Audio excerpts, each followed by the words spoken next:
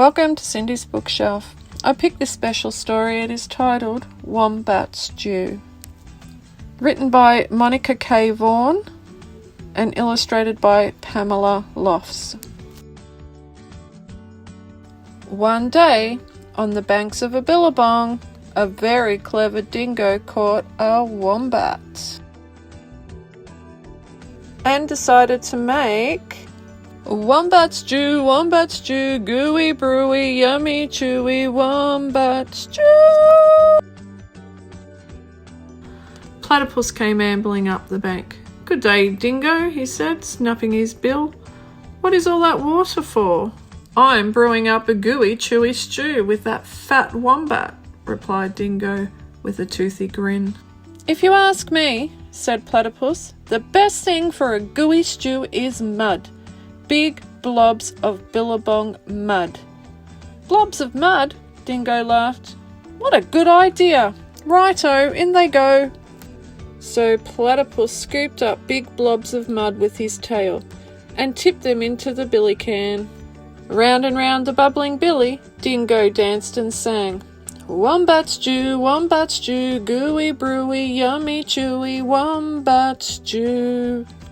Waltzing out from the shade of the ironbarks came Emu.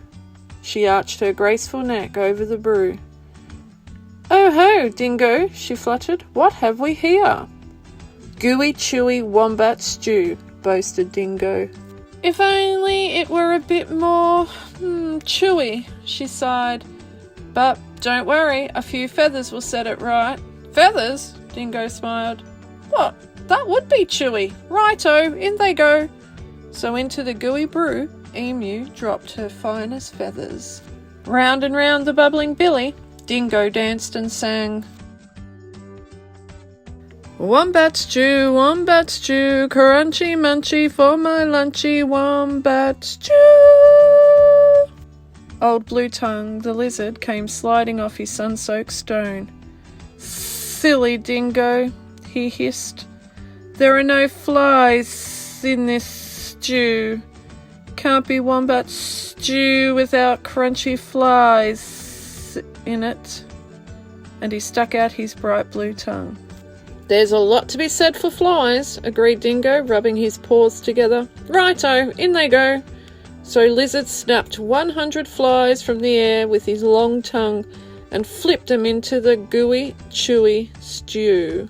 Round and round the bubbling billy, Dingo danced and sang. "Wombat stew, munchy crunchy for my lunchy, wombat stew." Up through the red dust popped Echidna. "Wait a bit, not so fast," he bustled, shaking the red dust from his quills.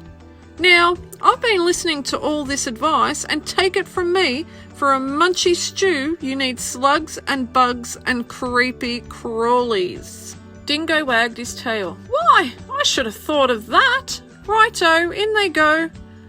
So Echidna dug up all sorts of creepy crawlies and dropped them into the gooey, chewy, crunchy stew.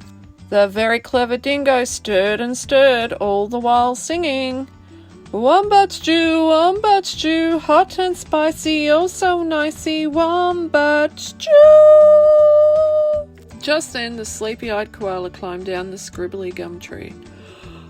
"Oh, look here," he yawned. "Any bush cook knows you can't make a spicy stew without gum nuts." "Leave it to a koala to think of gum nuts," Dingo laughed and licked his whiskers. "Righto, in they go." And into the gooey, chewy, crunchy, munchy stew, Koala shook lots and lots of gum nuts. "Aha!" cried Dingo. "Now my stew is missing only one thing." "What's that?" asked the animals. "That fat wombat." "Wait, stop! Hang on, Dingo! You can't put that wombat into the stew yet!" "Why not? You haven't tasted it." "Righto, I'll taste it." And that very clever Dingo bent over the billy and took a great big slurp of stew. "Oh, I'm poisoned," he howled. "You've all tricked me." And he dashed away deep into the bush, never again to sing. Wombat stew, gooey, brewy, yummy, chewy, wombat stew. That's the end of the story. If you'd like to hear more stories from my bookshelf, visit Cindy's Bookshelf on YouTube. Hit like and subscribe, and don't forget to hit the notification bell so you don't miss out on new stories. Cindy's Bookshelf can also be found on Facebook and TikTok. You can check out other titles from Marsha K. Vaughan and Pamela Lofts, either online, in-store, or at your local library.